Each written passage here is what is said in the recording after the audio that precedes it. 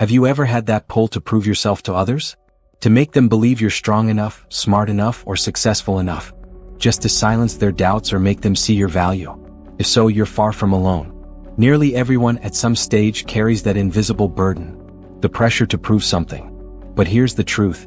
The moment you feel the need to prove yourself, you've already surrendered your power. True influence doesn't need permission. Real respect isn't earned by pleading for attention. And the most powerful people in the world? They move quietly, confident, centered. Not because they've convinced the world of their worth, but because they no longer feel the need to. Here's the lesson. You have nothing to prove to anyone. You only need to become so genuine, so grounded, so at peace with yourself, that your presence is felt without a single word. Today we walk this road together. How to stop chasing validation. How to lead with quiet strength. How to earn respect without asking. And how to influence others simply by being exactly who you are. This is the journey of self-mastery. The path of the Stoic. The way of the one who stops proving and starts living. Chapter 1. Why you feel the urge to prove yourself. Let's start where it begins, insecurity. When you feel insecure about something, your instinct is to hide it, to prove you're the opposite of what you fear. You feel weak, so you try to look strong. You feel behind, so you show off success. You feel small, so you try to appear bigger. But here's what most miss. The need to prove yourself is a mask for pain. It isn't power. It's fear disguised as confidence. You post, you speak, you buy, you chase. All because deep down you're afraid of being seen as less than. And every time you try to prove something, you hand over your control to opinions, to expectations, to people who don't even truly know you. The way out is inward. Chapter 2. The power of letting go of approval. What if you stopped caring what others thought? What if you could walk into any room without adjusting yourself to fit? What if you could live without explaining every choice, justifying every feeling, or editing your truth? That's when real power begins. Letting go of the need to prove yourself isn't about turning cold or indifferent. It's about becoming free. Free from pretending. Free from chasing. Free from the noise of outside validation. When you stop needing applause, you finally hear your own voice. And in that stillness, respect finds you. Chapter 3. Respect starts with self-respect. Before anyone else respects you, you must respect yourself. And self-respect is not built by pleasing people. It's built by honoring your values even when it's uncomfortable. It's choosing to stand alone when everyone else goes the other way.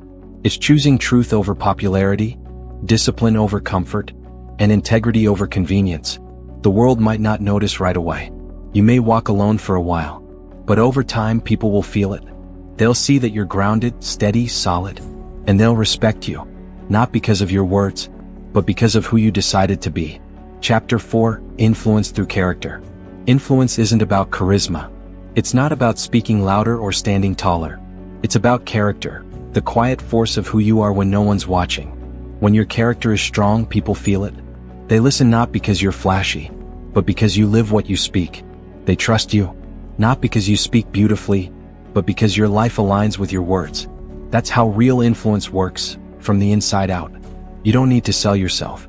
You just need to live in alignment with your values, and the world will listen. Chapter 5. The art of being unbothered.